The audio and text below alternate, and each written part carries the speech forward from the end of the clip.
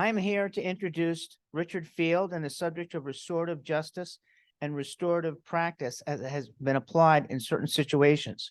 Richard is a retired faculty member of the Department of Geography at the University of Delaware. After retirement, Richard has shifted his focus of attention to social issues, including restorative justice.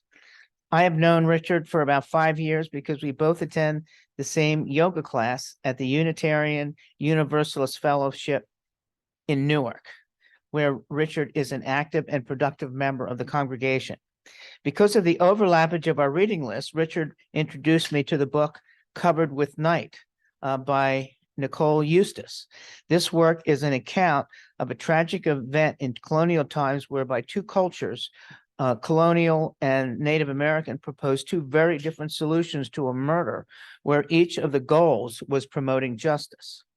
I will let Richard tell you the rest, as well as some 21st century attempts to promote a more effective response to crimes than penalties and incarceration. I'm sure you will enjoy Richard's presentation.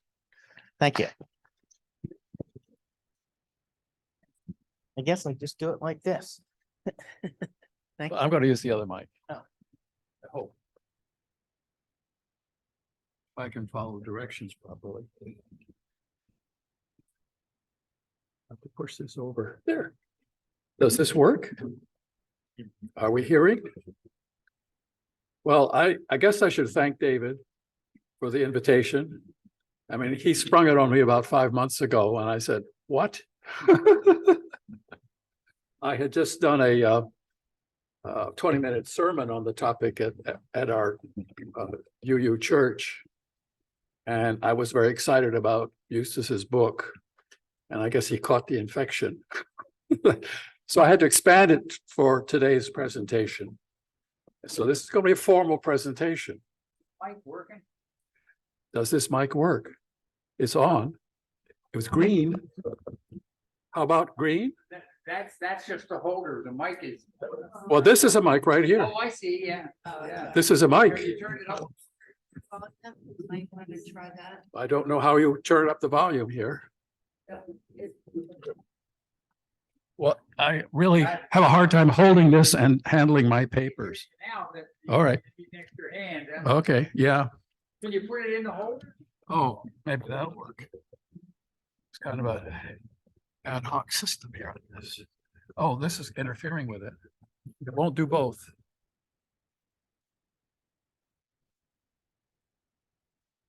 Now, is that alive?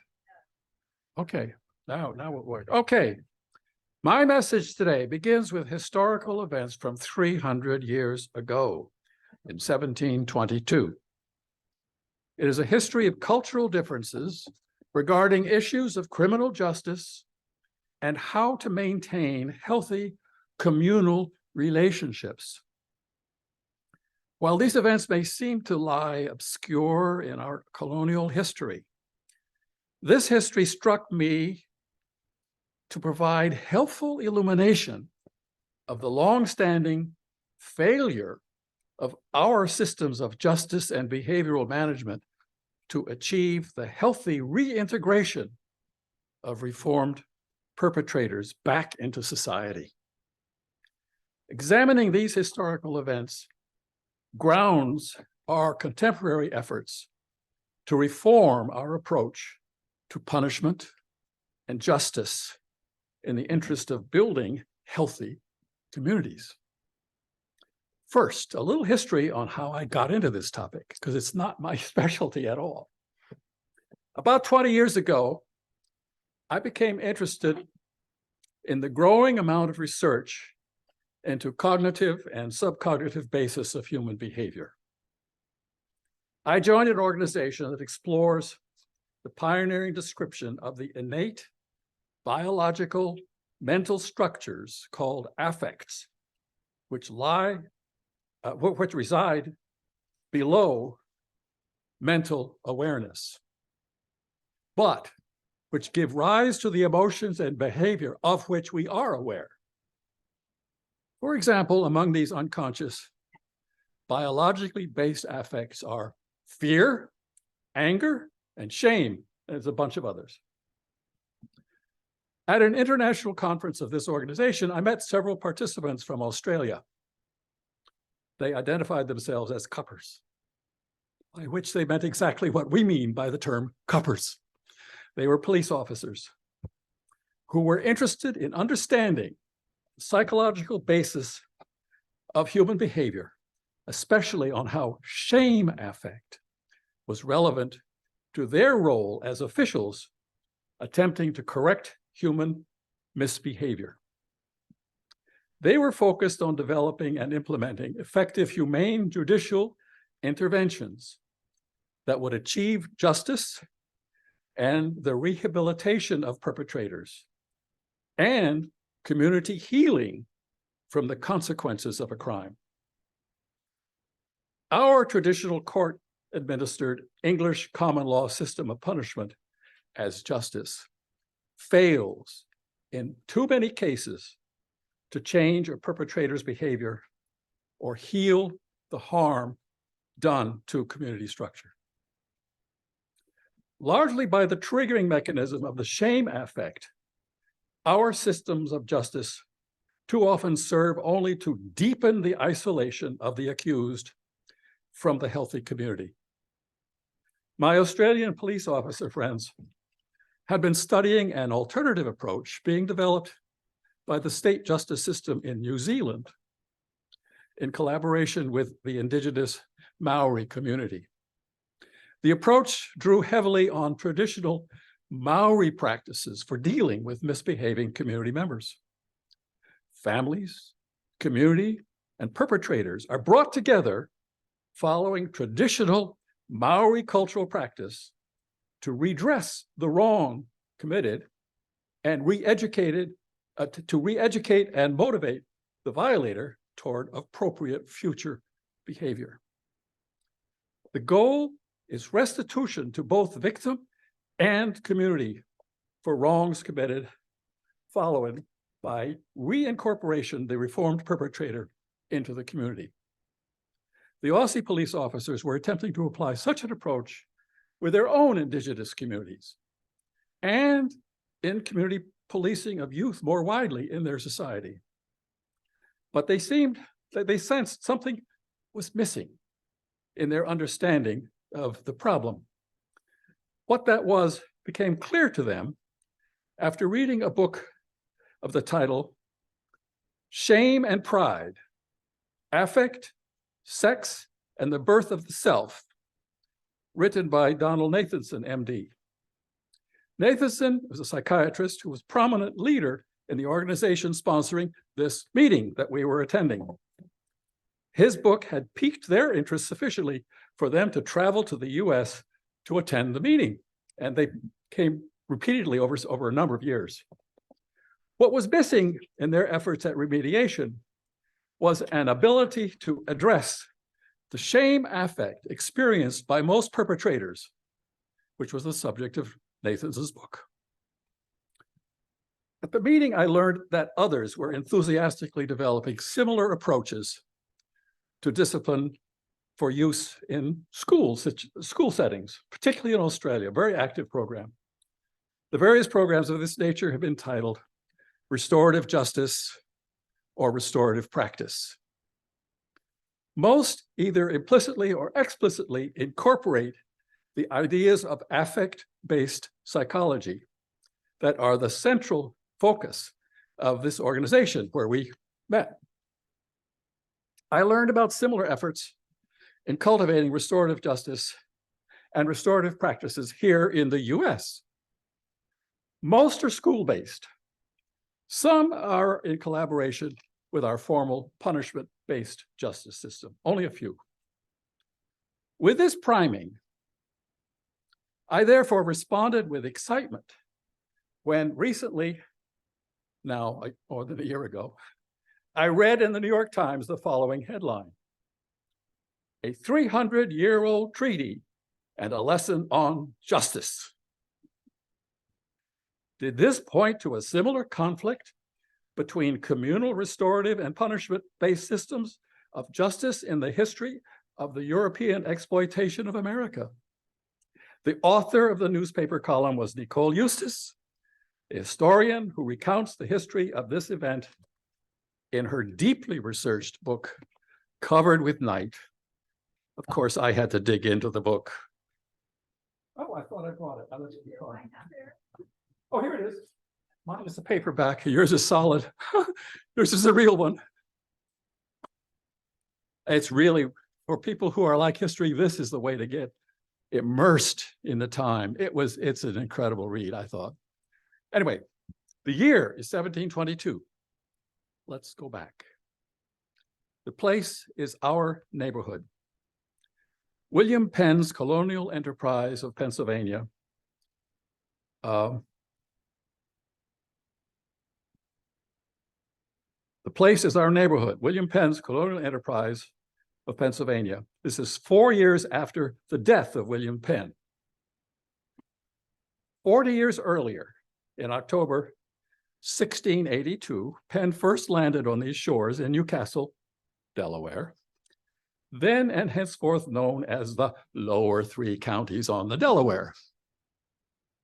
The previous year, King Charles II of England had granted Penn a charter for the province of Pennsylvania, situated on land between English colonial charters to the Duke of York to the north and the Charles Calvert, Baron Baltimore to the south. So we were kind of squeezed in between these two competing groups. The lower three counties on the Delaware were granted to Penn to settle a boundary dispute between Pennsylvania and the Maryland grants. While these colonial charters to colonize new land were at root commercial enterprises to exploit the resources and the peoples of new territories to benefit investors back in England, Penn's enterprise, although needful of commercial success for his English backers, was somewhat different in his motivation. Penn was powerfully motivated by his Quaker faith. Not only did he open the new community he was founding to people of unrestricted national, ethnic, or religious origin, all settlers were to be considered equal under the law. All were granted equivalent rights and the privilege to vote. Especially noticeable, he also appears to have regarded the indigenous people whom he was settling among and whose land he was purchasing to inhere with equivalent status. Now let's see if I can make this there. This carved moose comb dates from circa 1680, was probably made by a Seneca or a Susquehannock artist. It's in the Metropolitan Museum of Art, whose description, I quote, "It shows two figures wearing frock coats, greeting one another. They face one another as though standing on equal ground as persons of equivalent status. One, apparently Euro-American, is wearing what appears to be a tricorner hat, suggesting him to be a Quaker. The other, similarly attired, but in a simple cloth head covering, seems likely to represent a Native American," unquote. This image appears to portray the sort of level glance communal relationship between European settlers and indigenous people that William Penn pledged in his negotiations with Indian leadership in acquiring land for his colonial settlement. In substantiation of this idea, a message of, quote, "one flesh," unquote, was recorded in the written records of colonial Pennsylvania in 1701 treaty signed at Philadelphia with, quote, "Indians inhabiting upon and about the river Susquehanna, forever hereafter be as one head and one heart, and live in true friendship and amity as one people." there was a little elision there, which includes the settlers. So we're all brought together. Now let's see. This, oh, I got to get my pointer.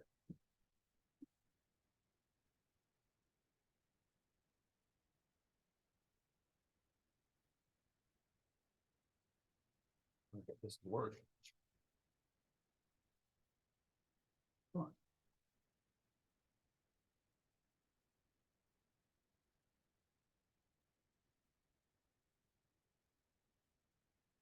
Remember, the people on Zoom can't see your pointer. Well, that's a problem. I can't do anything about that. This is a regional map dated approximately a decade after 1722. It does take a little study. And let's see if we can find Philadelphia. Oh, well, I have to get out here. This is awkward.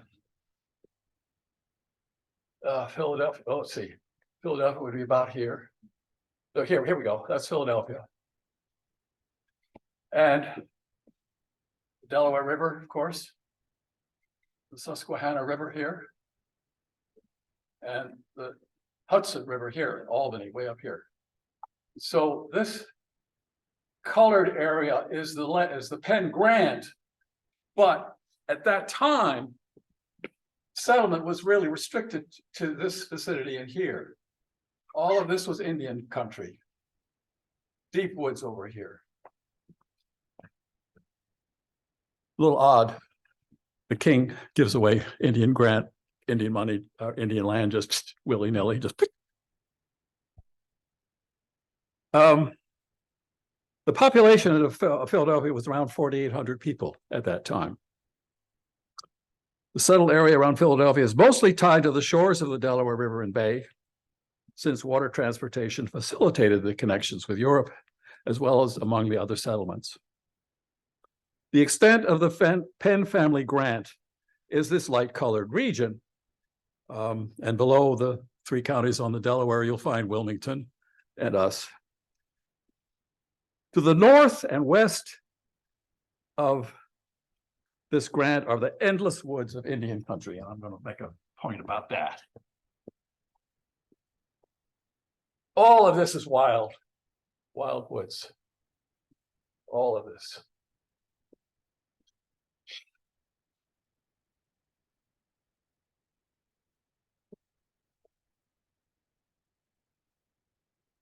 Endless, quote, endless woods, unquote, of Indian country. And there's the River Delaware, Hudson, and Susquehanna, which I've remarked upon. At this time, there was colonial settlement upon both the river and Delaware River and the Hudson River, but it doesn't really go. Oh, New Jersey's pretty well settled, much more settled than this was at that time. The indigenous Lenape people who had occupied the Delaware Bay coast and Delmarva Peninsula and most of New Jersey belonged to the great Algonquian language group, which is arrayed along the Atlantic coast from the St. Lawrence Valley down to Chesapeake Bay region. By 1722, under continuing pressure from colonial settlers to cede land, most of the Native American groups in Delmarva had moved north and west. They were moving into this area around the Susquehanna Valley and in here, settling in here and maybe farther north, leaving this to the interlopers. A few stayed. A few isolated families did stay, and you know we are now learning about them. They're still here, some of them. If you have sharp eyes, you will occasionally see a Native American face in our population. Really, I've seen them working in one of the cash register places and so forth. It's amazing and lovely to see. Okay. The indigenous settlements in the woods of the Susquehanna Valley were by people of both Algonquian and Iroquois affinity, who spoke a variety of Algonquian and Iroquoian languages, often not mutually intelligible. They lived along the east side of the river in the scattered settlement, which is called Conestoga. And that keeps coming up throughout this history. There is a place called Conestoga, which you can find on today's Pennsylvania state map, but it's tiny. Was that on the Conestoga Road? I have no idea. Oh, the Conestoga Road probably is the name of a road to get there. Yeah, because I mean, it goes. I'm guessing. I've never been. West. I've never been there, but Kind of parallel. Well, let me- Route 30. let me point that, yes, very likely, because see, here is Pennsylvania. Here's the Conestoga area, that vicinity in here. It's a very scattered settlement, but it's a place. We found Felicia on Conestoga Road. Yes, we did. Yes, we did. That was a surprise. It's not a big road. They lived on the east side of the river in the scattered settlement named Conestoga. Among them were notable individuals known to the colonialists who played significant roles in community building through their skills in diplomacy and translation across languages, not just English too. I mean, many languages involved here. A number of colonial fur traders also have cabins in the woods. On the map to the north lies the vast expanse of woods, Indian country, under the control of the powerful allied Indian groups that the colonials called the Five Nations. They called their collective assembly the Haudenosaunee. Do the best pronunciation I can. I think it's Haudenosaunee, something like that. Their control extended from Albany west into Ohio and south deep into Pennsylvania. The names of the five tribes are well known to us today because their names remain on the land assigned to the lakes, the rivers, and towns of New York State. Naming the tribes in this period west to east: Seneca, Cayuga, Onondaga, Oneida, and Mohawk. These are all names we know.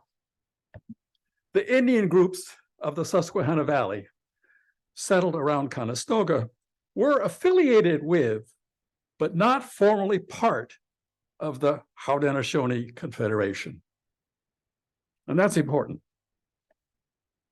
North of the militarily powerful Haudenosaunee lie the colonial claims of the French and their affiliated Indian nations. English colonial policy intended to keep the French at bay. It was sharply focused on maintaining peaceful relations among the Five Nations through trade and political alliance. I mean, had the Five Nations chose to throw their weight north, we'd have lost our foothold here. No question. Everybody knew that in England and here. The boundary separating the English settled colony from Indian country must be characterized as porous and fluid. While the English prefer the clarity of delineated private land, the Indians could neither understand nor approve of the concept of private property, at least as far as land goes. I mean, they had their own possessions, personal possessions, of course. The colonials were constantly seeking their agreement to allow pushing their pattern of fixed settlement properties deeper into Indian woods. Colonial fur traders also traveled into deeper woods to barter industrial manufacturers for fur with the Indian traders. Let's see if this works. Oh, I've jumped ahead a little bit. This map of the Indian paths at the time. This is from Eustace's book. We find Philadelphia here, Conestoga here. And the main route here is about 60 miles. It took a couple of days to make that trip on foot. If you had horses, it was quicker.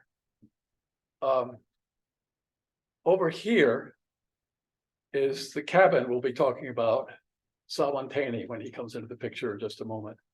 So another almost equal distance, deeper into the woods. And Maryland is down here. But remember, the Haudenosaunee are having trouble with the Maryland people over here. And later we'll find they're having trouble with the Virginia people. I mean, it's constant struggle to maintain a balance. And the Haudenosaunee, brilliant diplomats, are struggling to maintain balance because they want to keep relationships going. Okay, the colonials are doing fur trading. So here's a picture of Indians, of people looking into the North Country. This is just this sense of just looking way into the wild up ahead.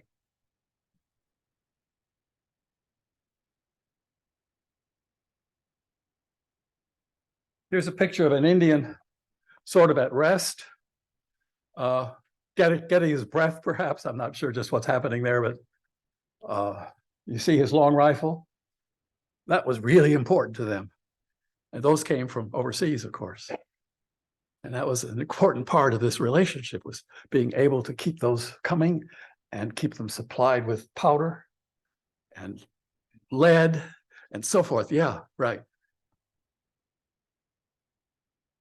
And here's an Indian, again, with his rifle, but he's moving. He's probably a hunter in this case, but my idea was to show the Indian making the long trip between one of these places to another place. I mean, maybe a whole week away, and he'll be on the road or on the path for a week.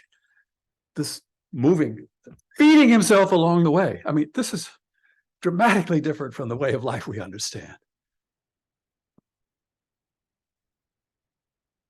And then here's a picture of a guy outfitted today like he was one of these traders going to go into the wild to interact with Indian hunter and trade for stuff. And you can see how he's equipped. And I made a note here. Although I did a lot of backpacking as a youngster, I was never that close to nature. I always had a tent. He's got something on his back. I don't know how he keeps himself from the weather. Just covers himself up with a cloth, perhaps. I don't really know, but it's dramatic. And this last image I have here is a trading party. And if you look at the various details, you'll see furs, you'll see munitions, you'll see textiles. That's a really important part of the trade. The Indians wanted textiles. Of course, the English weaving textiles for this trade were taking their cues from what the Indians would buy. So this is really long distance transatlantic trade we're talking about, not just local stuff. The Indian and the colonial talking, level glanced, I mean just person to person. This is the aspect of community that the Indians are trying to hold on to. Furs hanging. I don't know, there's something cooking here. It's an interesting scene.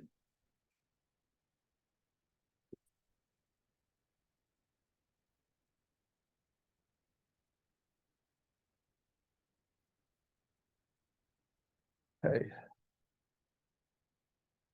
I'll just leave the trail map on. You could get a picture of the scene.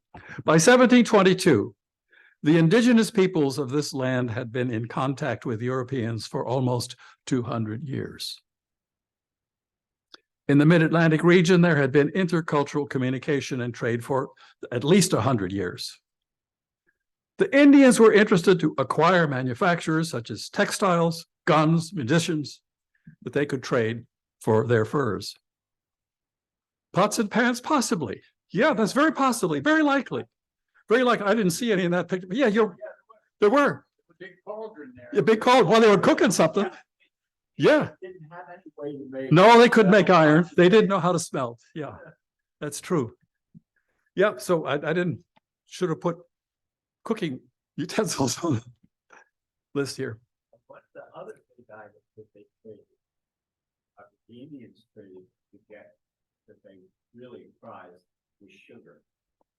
Oh, I didn't know about sugar. No wonder they had no teeth. Okay. No, their teeth started to go bad. Yeah. Traded with the. I would think, yeah. The colonialists and their colonial backers were interested in acquiring land and other resources for their new settlements and in trading furs to sell in Europe, because the furs had a big market in Europe, fur hats, all that kind of stuff. The major motivation for colonial settlement was commercial exploitation of the resources and lands of these woods for the economic benefit of the colony backers back in England. There was also a feeling of moral virtue in bringing their superior culture and civilization to the savages.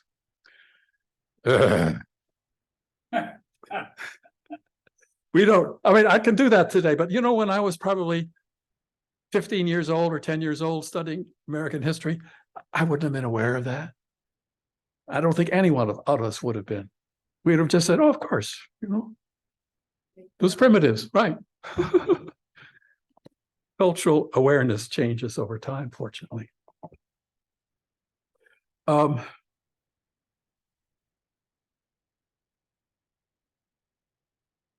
In late February, this is now, here we're starting Eustace. In 1722, late February, two colonial traders, John and Edmund Cartledge, traveled deep into the woods to trade. And they went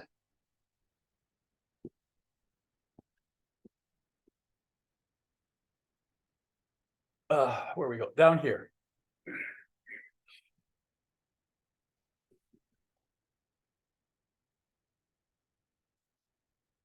John was well established in colonial circles. In addition to trading for furs, John had an established farm and was justice of the peace in Chester County. We all know Chester County.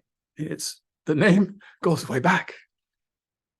They went to trade for furs with the well-respected Seneca warrior and hunter, Sawantaney. Sawantaney is really the key of this whole story. The brothers apparently were aiming to obtain a sizable load of fur from Sawantaney for a really cheap price of cheap rum. This would have violated the formal agreement of the colonial government to end all trafficking of rum with the Indians. After a day of bargaining and tippling far too much. Like heroin today. Yeah, it happens anyway, doesn't it? After a day of bargaining and tippling far too much, holding out for the material goods that he wanted, Sawantaney accused John of trying to cheat him. He brought out his gun. Indian sources reported that Sawantaney had told John that he need not be angry, but in any event, they tussled over the gun, with the result that Sawantaney was seriously wounded by a bash to the head.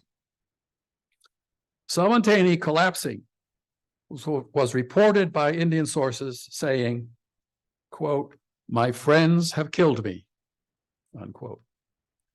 The Cartledge brothers and their entourage fled the scene, apparently before Sawantaney, nursed by his wife, died. He probably died during the night subsequent to this late afternoon event. News of the death of this noted Seneca warrior soon traveled through the woods, both north to the Haudenosaunee leadership and east to the colonial government in Philadelphia. The new post-Penn governor, William Keefe, and his council, greatly alarmed, feared the likelihood of Indian war in response to this crime. Such a war could jeopardize the whole colonial enterprise. Keith thought that a decisive judicial response by the colonial government in terms of English jurisprudence would show appropriate respect to placate any Indian sense of being wronged. Indian colonial official dialogue, including the names of Indian messengers and translators, allow us today to know as much of this story from the Indian perspective as we do. I wonder if I skipped something here. Oh, yes. Yes, I did. Keith, we're going back to, Keith has got the word now, and he's responding. Keith recently implemented English Crown laws that invoke capital punishment for a rather large number of offenses against property, in addition to several classes of murder. Penn's Quaker-based code, Quaker values-based code had called for trial juries of equal numbers of Indian and colonials in cases involving crimes between settlers and Indians. Penn's Quaker judicial practice had implemented Indian colonial even-handedness and concern for communal rehabilitation. William Keith's new code implementing English cultural views, imposing individual punishment, as well as relegating Indians to subordinate social status. No non-Christian would be allowed to sit in judgment of a Christian. The new view envisioned the Indians as child to the colonial parent. The colonial government accordingly sent a delegation of two to Conestoga to obtain the evidence necessary to perform a formal English trial. If appropriate, they were to arrest the Cartledge brothers and bring them to Philadelphia for imprisonment. The delegation carried official offerings, material offerings to the Indians to compensate for harms which they may have felt been done to them by the Cartledge brothers. James Logan, official secretary to the colonial government, led the inquiry. It is to him that we are indebted for the extensive recording of Indian colonial official dialogue, including the names of Indian messengers and translators, that allows us today to know as much of the Indian perspective of this story as we do, which is quite a lot. Because other people serving this role would just say, oh, the Indian so-and-so, and there would be very little attention to what the Indian actually said. There would be some summaries, but very unsatisfactory. Most colonials did not have the wit to connect human to human to the indigenous people who were trying to connect human to human with them. It seems to us today that in spite of this record, the colonials never understood much of what the Indian side was trying to convey regarding how they wished resolution of this event to serve as an opportunity for community building. In the colonial view, the Indians have no law.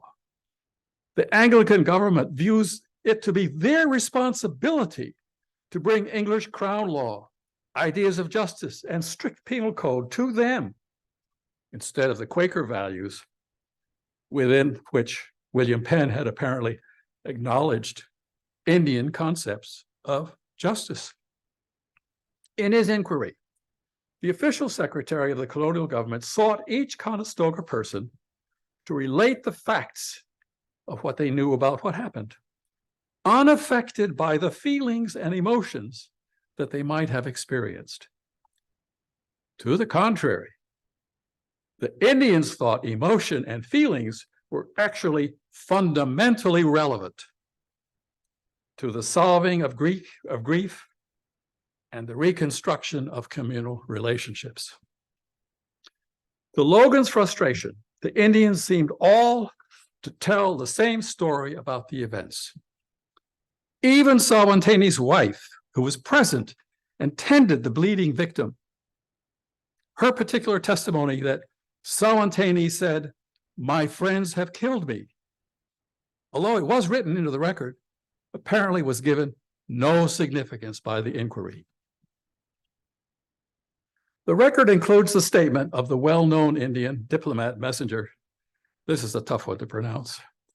Taquar Rarlansili, or something like that, whom the colonists called Captain Civility. After listening to testimony regarding the assault, he stated, quote, "On the part of himself and the Indians, that at first settlement of this country by the Christians, the Indians and they were two peoples.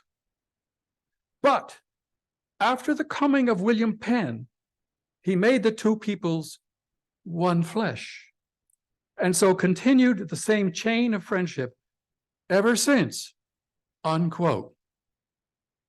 This is the Indian diplomat. Therefore, Captain Civility assured the assembly that the Indians did not want the killing to disrupt Anglo-Indian relationships. In fact, he said, Sawantaney himself first broke the peace by getting his gun. So we may consider him to be an accessory in his own death, unquote.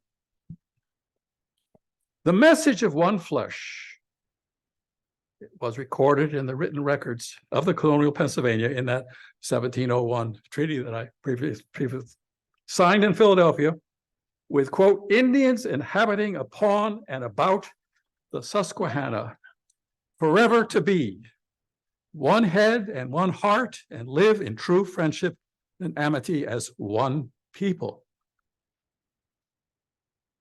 The Indians want the Sawantaney death to provide a new opening for renewing Anglo-Indian relationships. The Indians repeat this desire on subsequent encounters during the following 5 months. In mid-March, the Pennsylvania government, fearful of the Haudenosaunee response, commissioned the Cayuga hunter Sawantaney from Conestoga, well known to them as an able messenger, to travel north to the chiefs of the Five Nations with an offering to comfort their grief over the death of their kinsman. Sawantaney was a Cayuga, living way down here. Part of his payment for this task, he carried a new rifle. He departed March 17, anticipating a 1-month journey, about 8 days of travel each way, and 2 weeks counseling among the leaders of the Five Nations. Before Sawantaney returned from the north, Governor Keith held conference with the Indians in the Susquehanna woods. The meeting was hosted by Captain Civility. Addressing the assembly, Governor Keith was recorded to say, quote, "I have done these things to show the English as well as the Indians that if anyone hurts an Indian, he will be tried and punished in the same manner as had he done it to an Englishman," unquote. This is exactly contrary to what the Indians have been saying to him. Among themselves, the colonials were claiming the Indian Sawantaney to have gotten angry so they could blame him for the fight. The angry Indian was a kind of standard projection among colonials. However, the testimony from the Indian side was firm that Sawantaney told John Cartledge he need not be angry, clearly placing anger and culpability for the fight on John Cartledge. In May, considerable time has passed, Sawantaney returned from meeting for the Haudenosaunee leadership.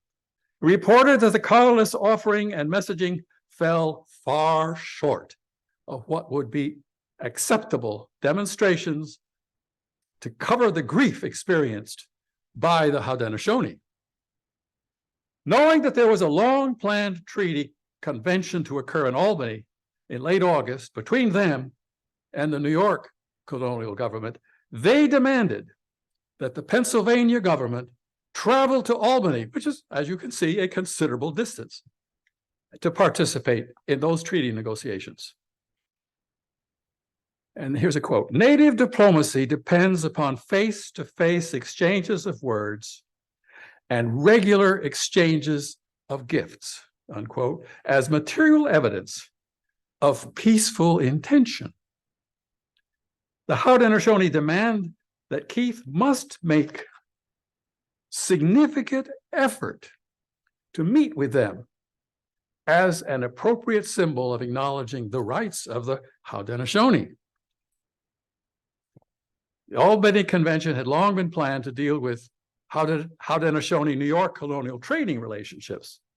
The Indians wished to trade to reinforce their community ties with the colonists of New York, as well as to acquire such material goods as cloth, guns, lead, etc. The colonialists sought to assure continuing peaceful relations with the 5 tribes to safeguard British security in North America. The conference in Albany opened on 27 August, after representatives of the 5 nations arrived. I mean, they were the last to arrive. They delayed everything by about a week until they finally showed up. Hosted by the New York colonial government, it is now also included the governments of Virginia and Pennsylvania. Virginia became involved because the Haudenosaunee have been experiencing trouble with the Indians down there and the colonials, constant, same story. On September 7th in Albany, Keith addressed the Iroquois spokesman. He has slowly come to realize that they've been talking all this time back and forth. He has slowly come to realize that his offer to punish the Cartledge brothers with incarceration, trial for murder, and possible execution, according to British law, does not please or impress them. It did not fit the Indian views on justice. In fact, such practice was directly opposition to how they wished to handle, quote, accidental disruptions of peaceful relations among people joined in community. The Haudenosaunee envisioned themselves, the people of the Susquehanna Valley and the colonists of Pennsylvania, as all in community. In Keith's speech, he includes words of conciliation of the form he has slowly come to recognize that they value. He appears also to recognize their sense of this community, and he has presented them with substantial gifts. This time he brought plenty with him: cloth, lead, gunpowder, additionally some fine wampum belts that they seem to value very much. The Haudenosaunee leaders withdrew for 3 days to deliberate. They think they see at last the colonists displaying through diplomacy and words and material gifting the emotional connections that they require for building the communal relationships they seek. On returning, the leaders made the following statement, quote, "We thankfully receive and approve all the articles of your presentation to us, because we are not only made one people by the covenant chain, but we also are people united in one head, one body, and one heart by the strongest ties of love and friendship," unquote.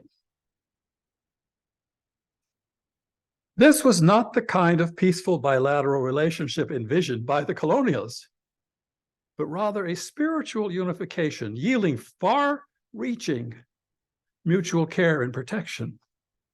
In spite of the accidental death of one of us, killed by one of you, we are still at peace.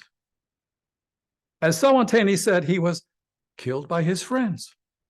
Quote, "We do in the name of the 5 nations forgive and desire that you do likewise forgive it," unquote.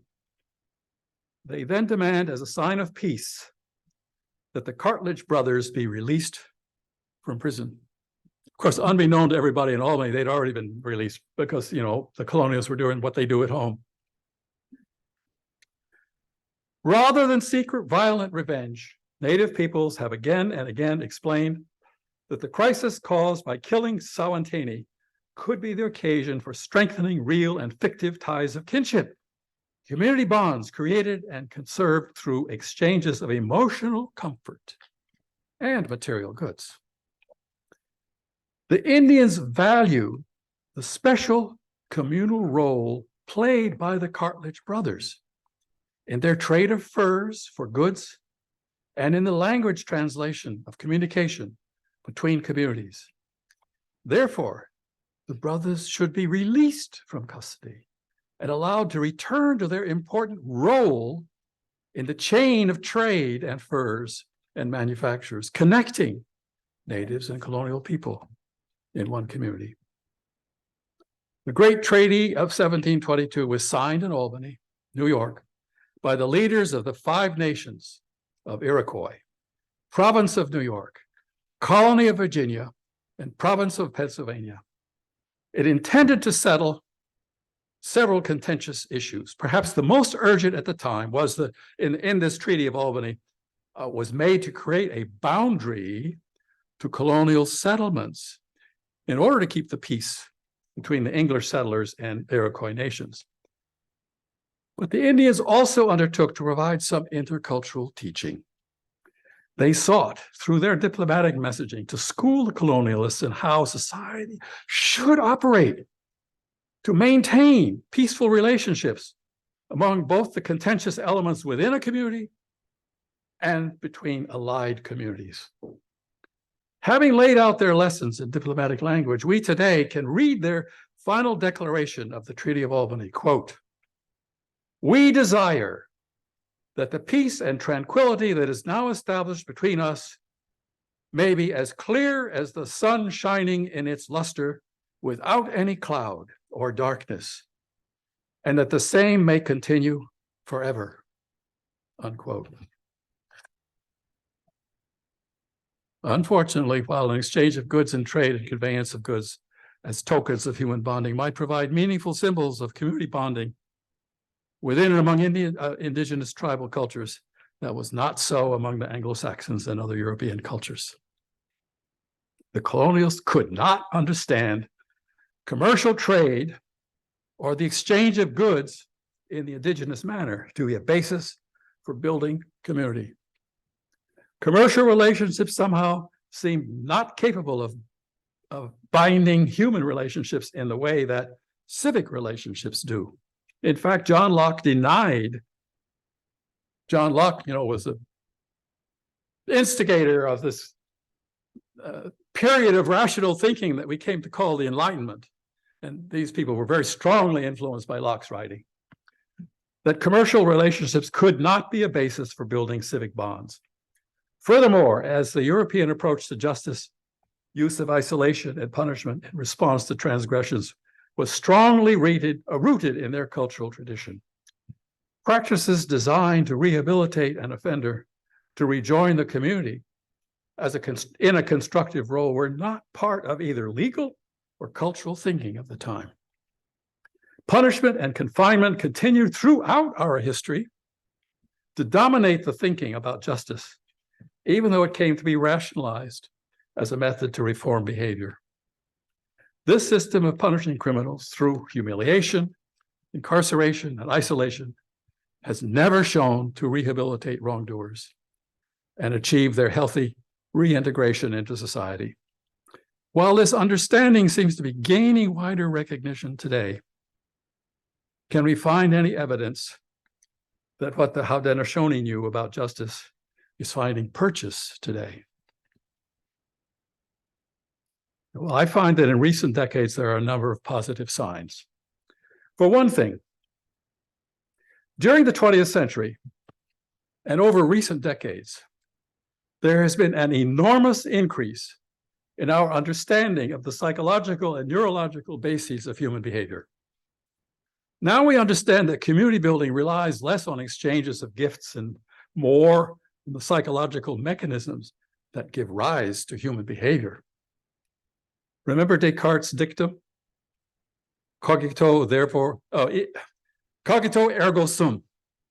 I think, therefore I am. In which he postulated the fundamental rationality of humankind. Reason, logic, rational thinking became central to understanding human nature in the subsequent period that we call the Enlightenment. We might have abandoned vengeance as the rationalization for how we punish people, but our continuing belief that punishment provided a rational basis for changing behavior did not work out very well. The cognitive, psychological, and neurological science of the late 20th century provides a new understanding of human nature, as colorfully announced in the title of that book written at the end of the 20th century by Antonio Damasio, called Descartes' Error. Someone else put the phrase more cogently, describing our current understanding of human behavior. Senito ergo sum. I feel, therefore I am. Seneto translates into English significantly as perceive, feel, experience. Taken all three together gives it a lot of meaning. At root, therefore, as an individual, I know something specific selected from the chaos of what's going on around me, of all that's going on, because something has stimulated a neurological affect of mine in my affect system that has led to a particular feeling that rose up to the level of awareness, perhaps expressed in emotion or perhaps strong feeling, draws my attention to that event. Sometimes it's anger. There are all sorts of possible responses, but it singled out to one thing that has happened out of many things that have been going on. Among these biological affect mechanisms are several positive ones, such as the affect mechanism, interest, excitement. It was interest, excitement that first drew me to pay a lot of attention to this topic that I'm presenting to you today. Surprise, startle is a neutral nervous affect response to, something suddenly happens like that, and your attention is drawn to it.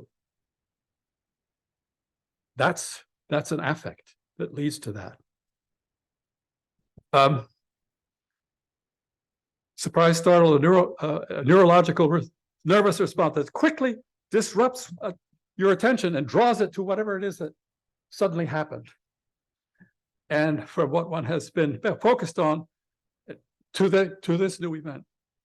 And there are, unfortunately for humankind, possibly 6 negative affects, such as fear, terror, anger, rage, and particularly significant for my topic today, shame.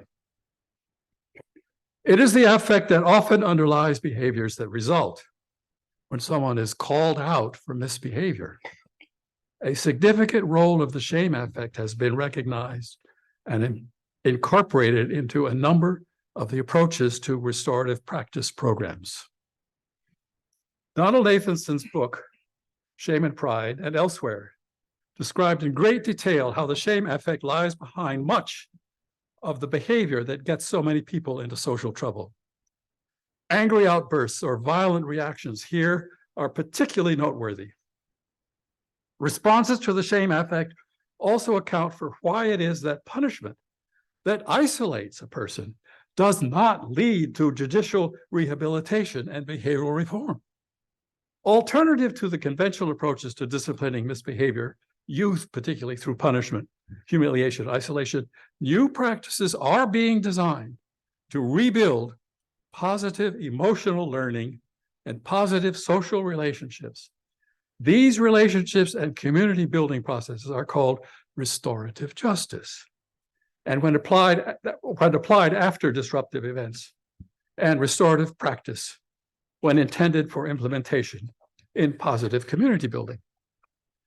Here in the US also has been systematic movement. For instance, an academic training program, the International Institute for Restorative Practices, the IIRP, located in Bethlehem, Pennsylvania, describes itself, and I quote,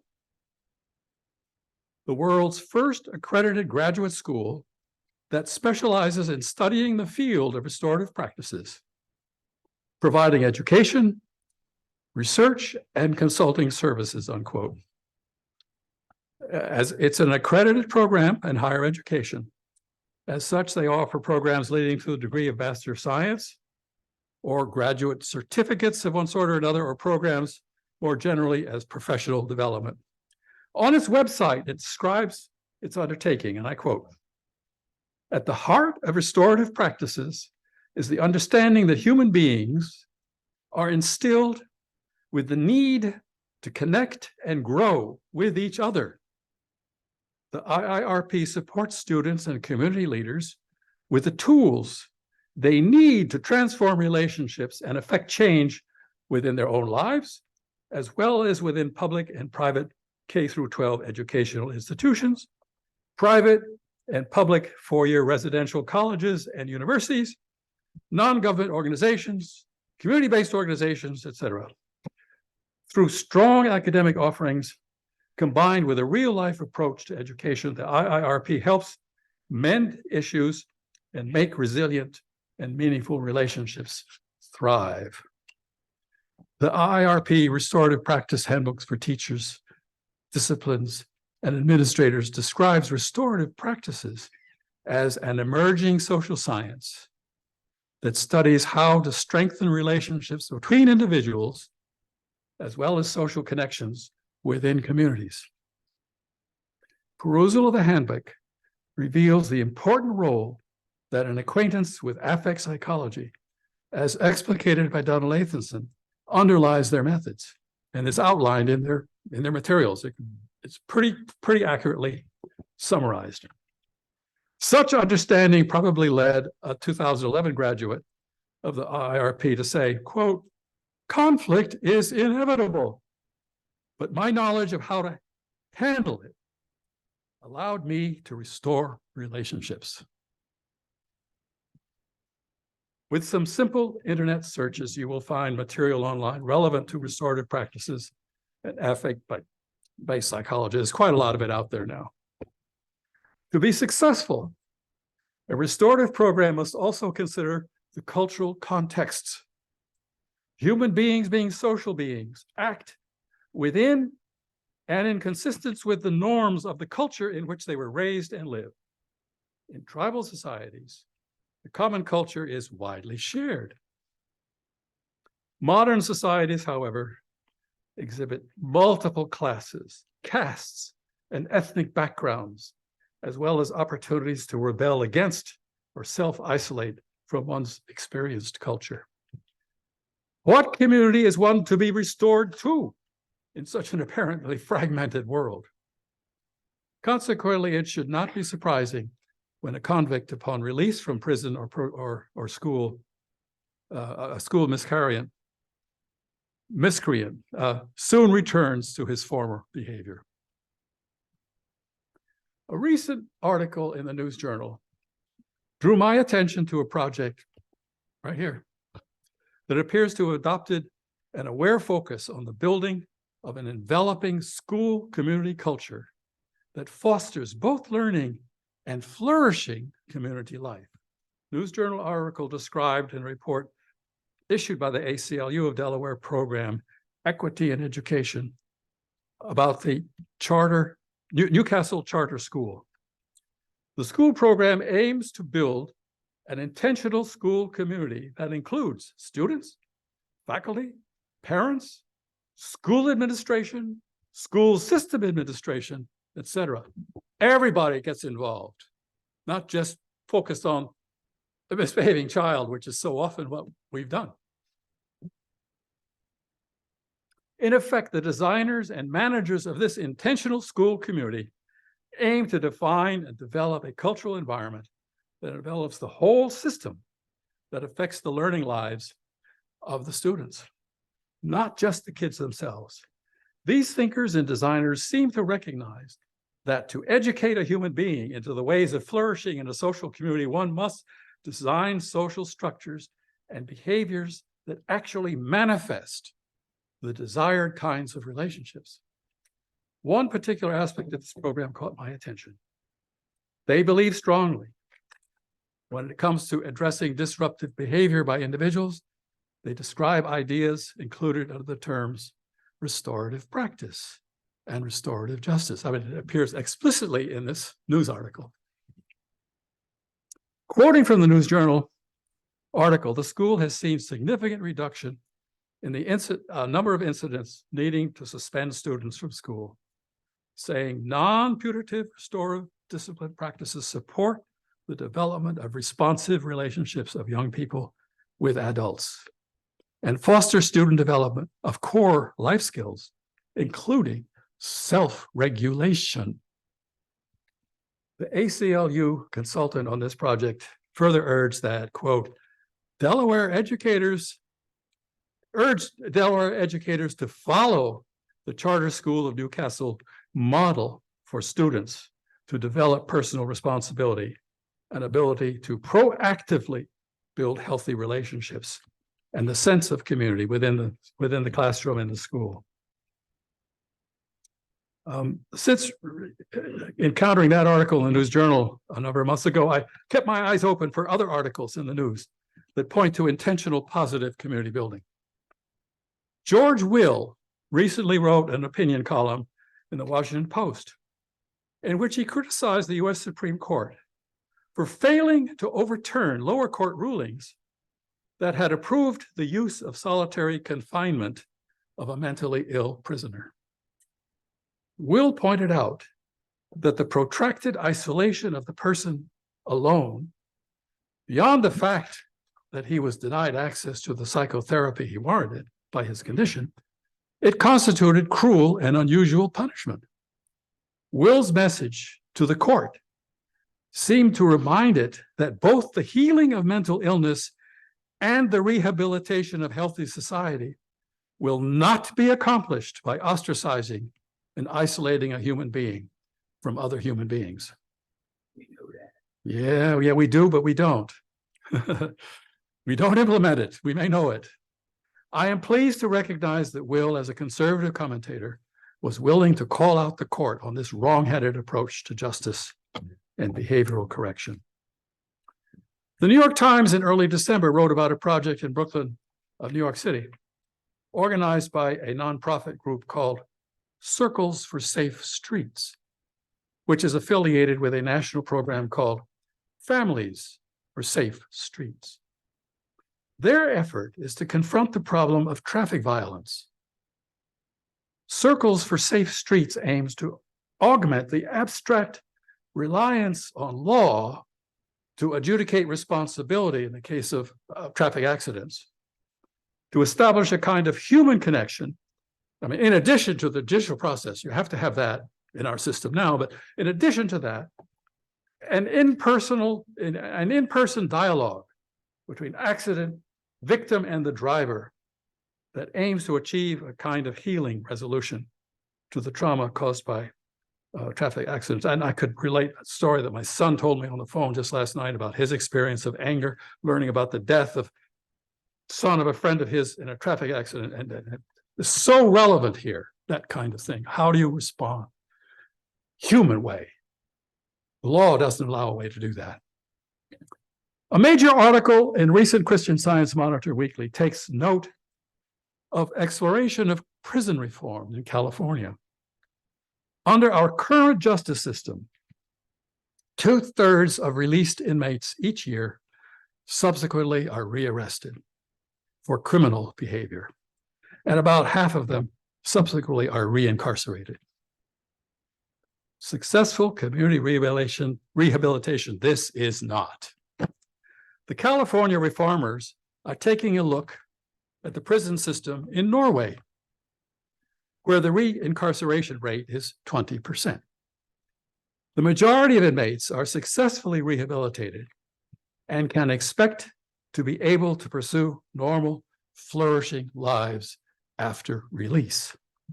Of course, their cultural setting is different, and so we can't make a direct statistical comparison, but this is a remarkable success in their case. This is because they are treated while incarcerated in the manner of a functional, healthy community, with congenial rather than adversarial relationships between inmate and guard, with substantial common interaction in spaces of food preparation, recreation, and learning. Instead of isolation, the emphasis is on learning to cooperate for common accomplishment and to manage one's own emotions toward attaining one's own goals. I should just put a note in here. I don't mean to denigrate reason, but reason, if we allow time, can intervene in the way we respond emotionally to things. You know, count your breath. The Norwegian jail is a community intentionally designed for the rehabilitation rather than the punishment of the prisoners. Several other US states are also tentatively exploring this Norwegian approach to rehabilitation. Just by coincidence, 2 weeks ago at our Sunday service in our UU church, we heard two relevant presentations. The first was a description of a Delaware program, Project New Start. While not described as a restorative justice program, it is a comprehensive cognitive behavioral change workforce development program that has, since 2013, been working to facilitate the healthy transition of individuals from state, federal, post-incarceration situations back into society. Over this period, according to their results, 90% of New Start graduates found employment, and 79% have shown sustaining success. They have a website, Project New Start. I've got a flyer here we can look at if you care. The second relevant event described a somewhat different approach to one of the deep sicknesses of our society.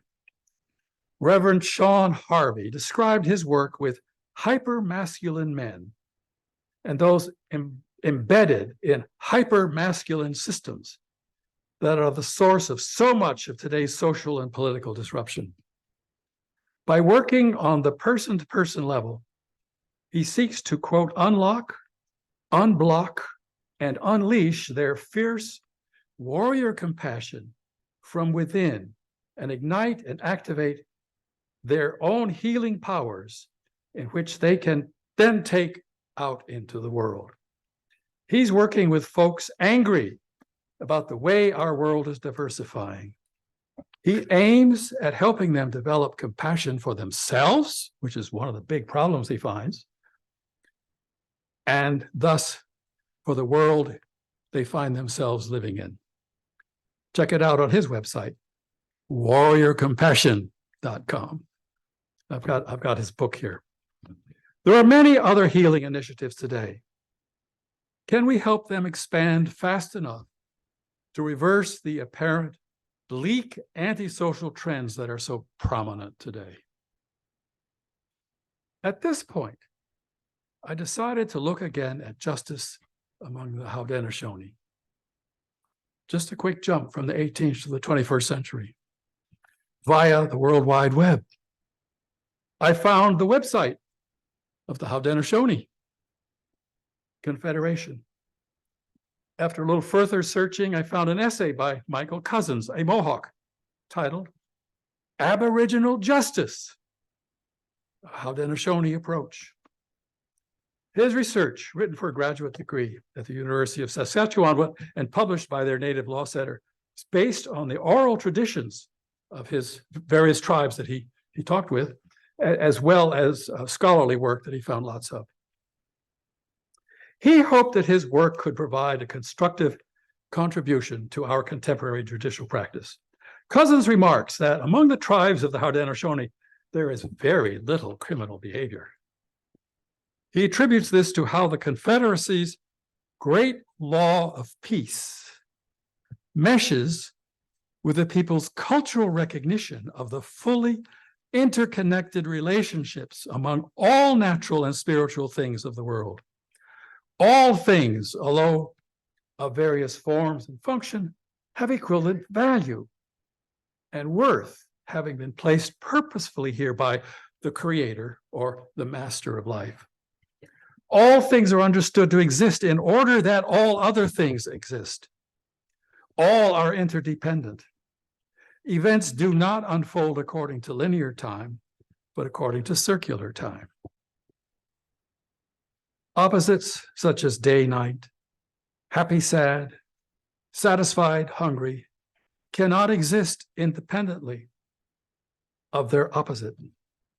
Human nature is subject to all of this, but in addition, it was endowed with a degree of free will choices. Remember, a little bit of reason can be brought in at the right time, the consequences of which the individual is always responsible. Duties and responsibility to others, both human and non-human, are the foremost factors to be considered rather than individual needs and rights. Responsibility to others comes first. The oral tradition of the Haudenosaunee history recounts that things were not always peaceful among them within the 5, now 6 nations. In time long ago, relationships far too infrequently involved bloodshed, war among nations and tribes, as well as between individuals within a tribe. Blood feuding apparently was far from rare. The commonality of worldview seems to have been insufficient by itself to maintain peace in the face of erupting human emotions in response to contentious events. At some time between 500 and 2,000 years ago, and the time is not known, before the present, the Creator sent a great figure, the peacemaker, to the Haudenosaunee to teach and convince them to follow the great law of peace. The great law specified detailed and comprehensive provisions regulating individual and collective behavior. With respect to criminal acts, the law, according to Cousins, is built on 3 basic principles. First, righteousness, meaning the practice of justice between individuals and nations. So the nation provides, disciplinary approach if necessary. Health, referring to the health and soundness of the body and mind that lead to a peaceful being. Person has to be healthy. You've got to treat them right. Power, referring to the authority of law and custom, backed by such forceful coercion as needed to establish justice. And of course, there's a lot of detail under all of this, which we're not going to go into. While individuals had rights and privileges, these rights and privileges never exceeded one's duties and responsibilities to others. This system of obligation and rights was designed to cultivate such human relationships that led to smooth functioning and a healthy social whole. By implementing this system of behavioral guidance in the education and continuing cultural guidance, all individual members of each of the 5 Iroquois nations, the Great Law established internal peace that allowed building of a powerful confederation of Indian tribes. If it is the case that an intentionally built community awareness is prerequisite for establishing functional restorative practices in social groups, experience today shows that this is more easily achieved in small groups having regular interpersonal relations that permit a disciplined expression of their emotional affects. The expression of your affect is important. It has to be tolerated and understood and absorbed within the interactions that are taking place. Some of us hide them in such a way that they never come out, and that is poisonous to the relationships. If such interpersonal relations don't already exist, they must be built in order to build group coherence. As we look around today, there are many examples at different scales, from families up to larger groups in various schools and so forth, that are trying to build, and the IIRP is one organization systematically training people to do this.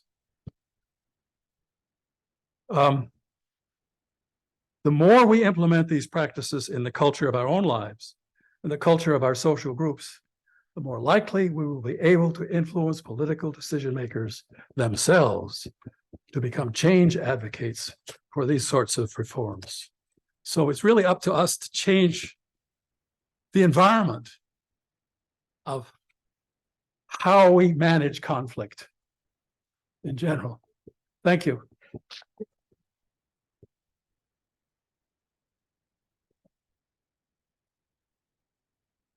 There's no questions. No questions. Questions from the audience. Yes. Were you able to find out how things played out between the New Zealand police? Oh, well, there are various stories. Yeah, the various stories that were quite successful. They are implementing.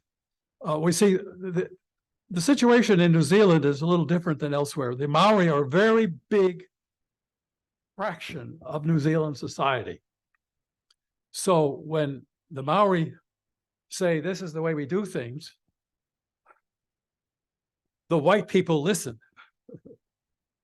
And there have been building quite successful relationships. And you'll find it on the web. If you search, you'll find it. You'll find it being discussed. Yeah. Yes. Yes. I told you, the International Society for Restorative Practices. I've got a handout, and it's part of my. Can you repeat the questions you're getting? The question was, what was the New Zealand? How is the New Zealand experience playing out? And I say, I have every reason to believe it's very successful because there's so much about it that you can find on the web. Yes. Question from on to what was the name of the great peacemaker again? Well, the creator, or it was not well defined here. It was just a great figure emerged in their history. And somehow this complex system of behavioral rules was incorporated into their culture. Yes. You said among the Indian tribes there was very little conflict. Yes, that's what I'm quoting from Cousins. You also said that in Norway, the rate of rehabilitation seemed very high.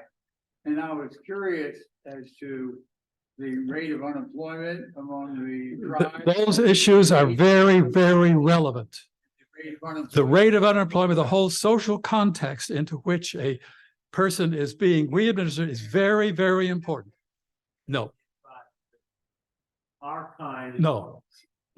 You're absolutely right there, because your employment is required for your survival in an Indian tribe. You've got to go out and hunt. You got to. That's right, and you're all connected. That's right. That's right. In our case, we're so fragmented. It's the high level of individuality that's characteristic of our culture that is part of making it so hard for us to build in this direction. Yes. So specifically about shame, shame must have some, positive function. Yes. It would not have. Yes. Well, but is it that we have turned it into something toxic Yes. in our society? Yes. Yes. I really wanted to avoid getting, because this is a whole complex subject itself, the affect theory. But if you happen to read Nathanson's book, it's all explicated there. If you actually get hold of one of these handbooks from the IIRP, you'll find it explicated in brief there. But the basic situation is that shame is an affect that stops what we're attention to. It's not like the surprise, not like surprise, but it's, this is the way supposing I'm having a nice conversation with you at coffee hour, and I'm talking about this lovely experience that I've just had, and you come back with an entirely irrelevant response. That's the end of the dialogue. And very often, I will respond to that by just going silent. And that is one of the characteristic responses to a shame affect. Now you ask, what's positive about it? Well, what's positive about it is that if I notice this happening to me, I say, oh, I'm feeling shame. Now, what happened? Why did that happen? And if I query it, I'll focus attention on the character of the dialogue we just had. I want to say, oh, well, he wasn't interested. And I will settle myself with that recognition. But other responses make it very difficult to have that kind of quiet response.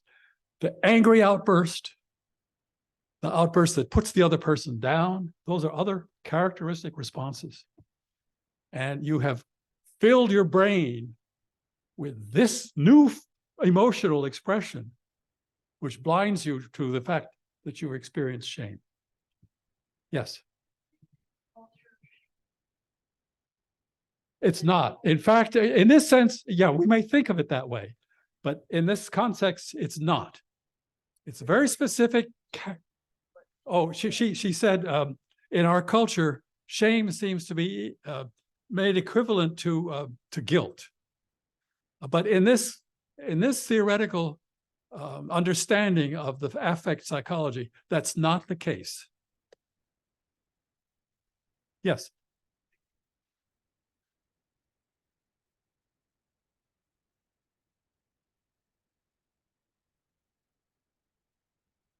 No, they were drunk.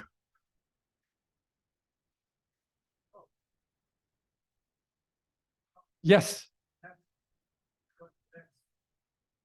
Yes. Yes. Yeah. And since we can't get back there in our own heads, really, we don't know exactly what was going on there because they had a long personal relationship. They knew each other well. Their primary motivation. Yes. What was their own individual benefit? Both. The Indian and the Europeans, right? I don't think that's true. What was the Indians doing? He wanted a fair trade. The Indian people were not accumulating vast fortunes. They weren't building giant mansions. They That's were right. trying to live. No, but with the amount of land they got in the rifle, you call that profit? Well, there was.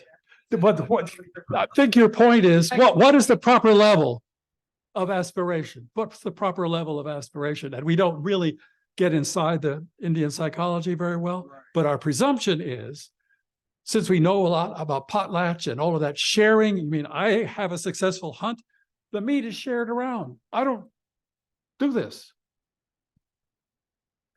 When you read the book, you see that people with Philadelphia, their goal was to have more slaves, to enlarge their fortune, Yep. to build giant houses. Yep. And we see much the same thing today. So I think that's a really important connection. And I think that the data people, obviously it changed over time because now they had guns, they had horses, which they didn't have before. And Well, they clearly recognize the benefit of these tools that they could get for their trade. They're not stupid. They were not stupid from the very beginning. But they still didn't feel that I must win at your expense always. And that's contrary to the capitalist motivation that was being brought over here. Yeah.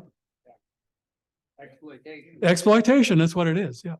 The Indians weren't trying to exploit. They No. were trying to have a fair. They're trying to have a fair trade, to build community. That's what this constantly comes up throughout this whole period of dialogue, if that's the word. It wasn't really dialogue, but exchange of views. Humans seek to satisfy their desires with the least exertion. That's an axiom. Maybe so. Yeah, maybe so. But I want to thank you all for your attention. I know this is long, but it's a complicated story. And it needs our support. Somewhere to, if you want to, just be safe going home.